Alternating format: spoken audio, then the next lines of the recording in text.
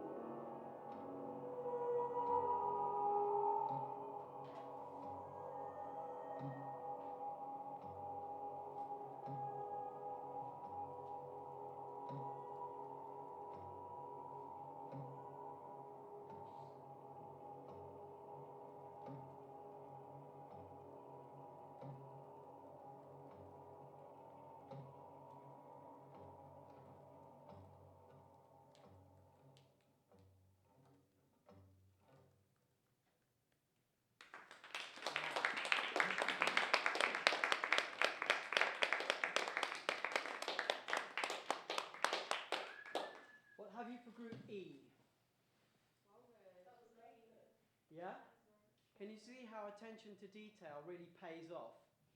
Yeah? A lot of work there. Thought about it, ready to roll, isn't it? It's ready to go. There's a lot of work gone into that, hasn't there? You can tell, can't you, everyone? A lot of work gone into that. Very good. Any comments? What did you like? What did you not like?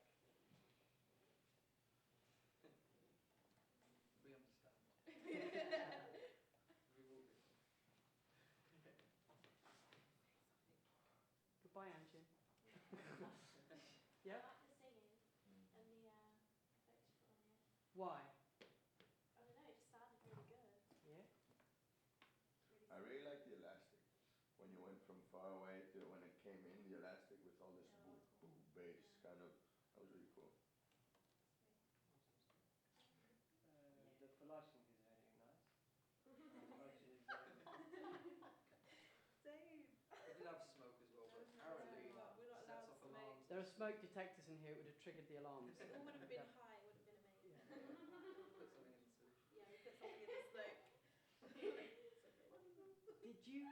Did you notice the? I mean, Jeremy alluded to it, but the form of this music is interesting. That you can hear something beginning to happen at the beginning, and you're asking yourself, "Where's this going? What's it going to do?" Rather than something just appearing and being there or not being there, there are transitions in this music. Yeah, where you move smoothly from one state to another. And it's like a journey, isn't it? You know, you're part way there, you're the whole way there. And that's something you can always build into your music. Yeah, we'll be looking at this more in, those of you who are doing pop music, we're going to be looking at this next year when we start analysing some pop music tracks and the way they take the listener on a journey. Okay, that's important. Any other comments, things you noticed and liked? Also the piano chords, not chords you were playing, but like one was playing do low and you were playing some Jen was playing separate, that. but they weren't like the same octave, higher octave or something. They were kind of shifted, no? Was that, you thought about it a lot, which ones to play? They were weird, they were nice. Absolutely what we intended to do. Let's just say it was meant to sound like that, but it wasn't written down. Yeah. Okay. Like So you were playing a bit random notes? Not random, because we knew when to start, but it just took off somewhere else. We just went with the flow. It's different flow to obviously rehearsal. Yeah. You just got, yeah. In your groups, have any of you notated any acoustic parts, any live parts to be played? Yeah. We did the beginning part, didn't we? Yeah, a bit. You did, yeah? Tiny bit. We did this kind of. Because I noticed in Nuala and Rashid's group that Nuala, you were playing quite freely on. Yeah, but we had On- this. You had that, okay. This was a kind of a little Okay. timeline. And Rashid seemed, I mean, I may have misread it, but Rashid seemed to be more set in what he was going to play. He knew what he was going to play. Whereas Nuala, you took a freer approach in what you were playing. That's something to think about. Either way, you know, it's okay, just think about it. I've got just a couple of comments, and this applies to everyone. If you've got, and this will be written into your feedback as well, but if you've got a live acoustic instrument playing, even if you're not going to process it with electronics, it's worth miking it up. The reason is that if it's mic'd up and its sound is going through the loudspeakers, you then draw it into the whole of what you're playing. It doesn't sound like an outside instrument. You know when a voice comes in or a piano comes in, you think, oh, what's that doing there? It's because it hasn't been mic'd and it's not pulled in and integrated with the rest of your electronic sound world. So as I say, just to repeat, if you are using an acoustic instrument live and it's not going to be processed, that's fine, but do mic it up and put a little bit through your loudspeaker, your PA, your loudspeaker system anyway. And the last thing, it's worth knowing, a word about strobes. Sometimes in your audience, you may have people who are susceptible to epileptic fits, who have epilepsy. Okay, it is known if you have a strobe going at 15 hertz, 15 cycles per second, apparently that's a key frequency to trigger an epileptic fit. So be careful with strobes. This is why they say on the news there will be flashing images and so on. It's a frequency to avoid, all right? And you should ask, just check with the audience, is anyone here, has anyone here got a problem with strobes or flashing lights? Just a safety thing, yeah? You never know, all right? And then learn what to do if someone does have a fit. I'm serious, yeah? I asked. She asked. Yeah? Yeah, before I put it on. You did ask? Yeah. Okay, I cool. made absolutely sure because yeah. Because you get it as well, right? Yeah. Okay, cool. Well done. Really good result there.